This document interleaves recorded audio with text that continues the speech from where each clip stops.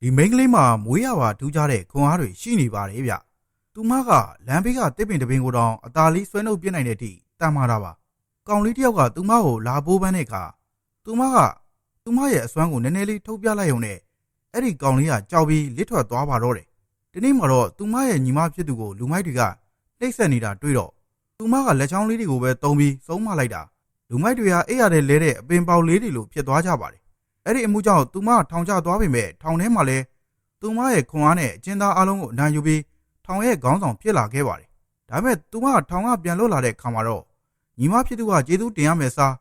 ရေထဲမှာစိတ်ခက်ပြီးသူမကိုတတ်ဖို့လုပ်ပါတယ်။ညီမဖြစ်သူကလူမိုက်ဖွဲ့ကိုခေါ်ပြီးသူမကိုကားနဲ့တိုက်ခိုင်းပေမဲ့သူမကအရန်တန်မှာတော့အရှိန်နဲ့မောင်းလာတဲ့ကားကြီးကိုလက်တစ်ဖက်ထဲနဲ့တားဆီးလိုက်ပါတယ်။တက်လို့မသေးတာကိုမြင်တော့ညီမဖြစ်သူကသူမကိုပြန်ပြီးဆွဲခိုင်းပြန်ပါတယ်။အဲ့ဒီမှာမိန်းကလေးကတစ်ပင်တစ်ပင်ကိုဆွဲနှုတ်ပြီးလူမိုက်တွေစီပြစ်ပေါက်လိုက်ပေမဲ့